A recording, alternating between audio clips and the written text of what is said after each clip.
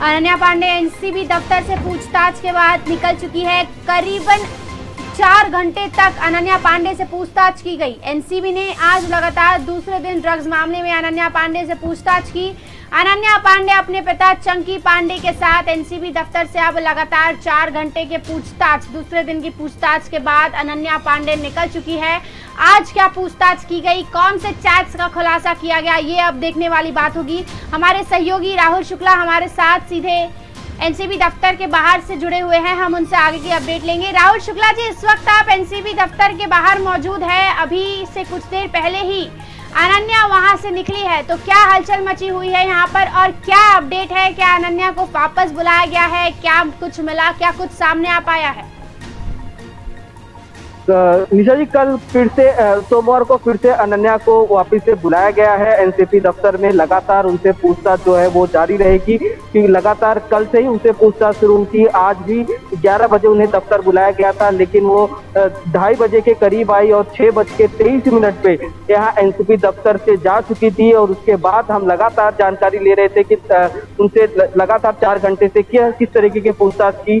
समीर वानखेड़े उसके बाद निकले और वो उन्होंने किसी प्रकार की प्रतिक्रिया नहीं दी मीडिया के सामने। और उसके बाद जो यहाँ डीडीजी थे अशोक जैन, उन्होंने हमें ये जानकारी दी है कि सोमवार को फिर से हम अनन्या को बुलाएंगे और उसके बाद फिर से पूछताछ जारी रहेगी। जिस तरीके से उनके चैट्स मिले हैं और चैट्स को कहीं न कहीं अनन्या ने पूरी तरीके से नकारते हुए उन्होंने कहा कि मैंने किसी भी प्रकार के ड्रग्स को लेकर और उसका नहीं किया था, एक मजाक के तौर पर मैंने जिक्र किया था और एक सिगरेट पीने की बात हुई थी बस, और कुछ नहीं। इसी प्रकार की जो बातें हैं उन्होंने कई अपनी जो चैट्स के दौरान जो आर्यन खान से जो बातें हुई थी उसको उन्होंने नकार दिया है। और जो जानकारी एनसीपी लगातार पाने की कोशिश कर रही थी उसको भी अनन्या ने मना करते हुए और सीधे तौर पे उन्होंने ये कहा है कि मैं सिर्फ मजाक कर रही थी, सिगरेट की बात थी, तो गांजे को लेकर उनकी बात थी और जिस तरीके से पैडलर से मुलाकात या आर्यन से मुलाकात को लेकर चैट्स में हुई है, उन्हीं सब बातों को वो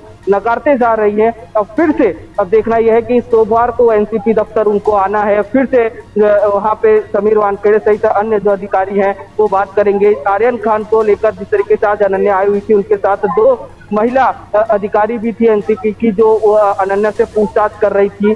तो ऐसी कई जानकारियां हैं वो लगातार एनसीपी लेने की कोशिश कर रही है, लेकिन अनन्या ने कहीं न कहीं जो जानकारी है वो नहीं मिल पा रही है, जिसके तौर पर फिर से एनसीबी लगातार उन्हें बुलाने की कोशिश कर रही है। निशा जी, एनसीबी ने आज अनन्या के अलावा भी और 2 लोगों से पूछताछ की है। आयशा खान वहां पर पहुंची हुई थी, बाबू भाई कांचवाला वहां पर पहुंचे हुए थे, उन दोनों से भी एनसीबी ने इस मामले में पूछताछ की है। और एक बार फिर से सोमवार को अनन्या को बुलाया गया है। क्या लगता है कि क्या अनन्या से वाकई इस पूरे केस में सिर्फ जानकारी ही ली जा रही है या उन्हें आरोपी के तौर पर देखा जा रहा है?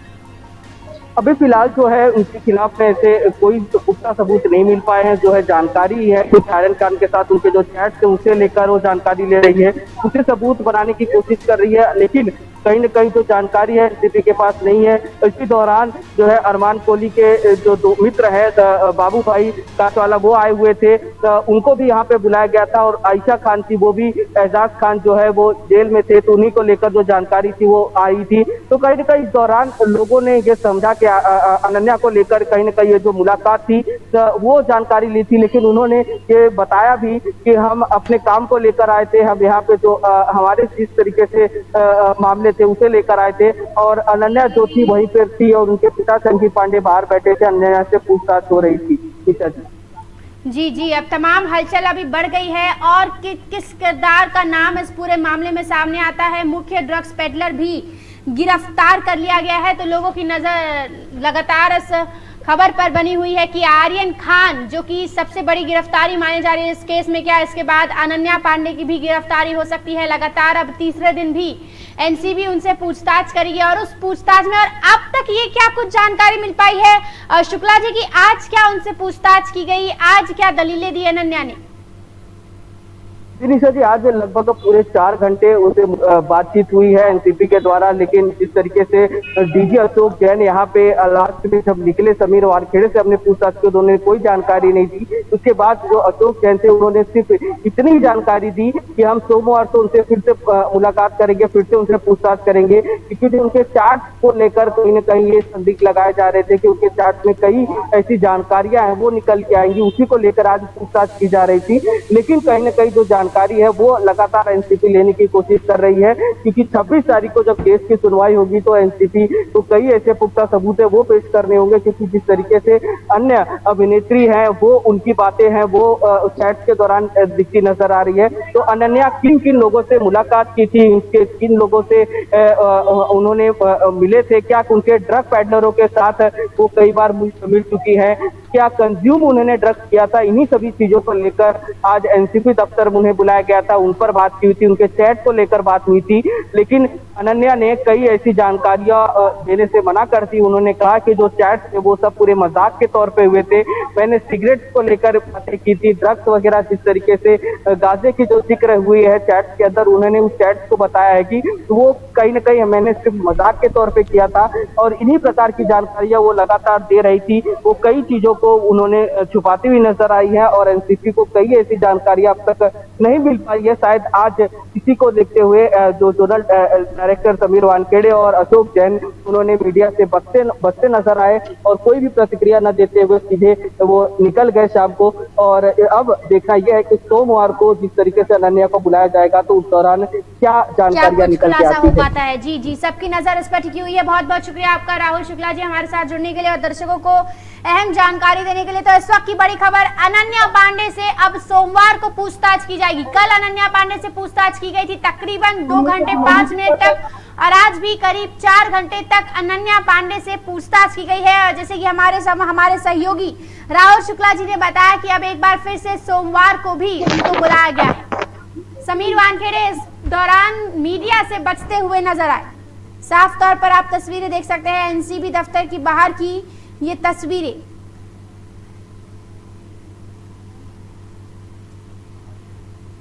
सर कल भी बुलाया अनन्या को, कैमरा भागेगा तो कल फिर बुलाया गया क्या? सर कल फिर बुलाया गया क्या? अनन्या को किसी और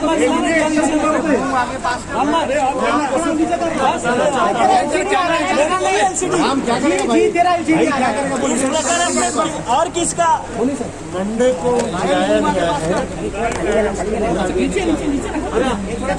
मैंने मंडे जवाब ऐसा मैडम मैं आपको इन्वेस्टिगेशन से रिलेटेड डिटेल नहीं बता सकता। मंडे को आपने ड्रग पेडलर्स के नंबर भेजे थे, उसके संबंध में क्या कुछ जानकारी उन्होंने दे दी थी? अनन्या ने कोई जानकारी सर आज जांच क्या हुई, उनकी जांच क्या हुई है सर?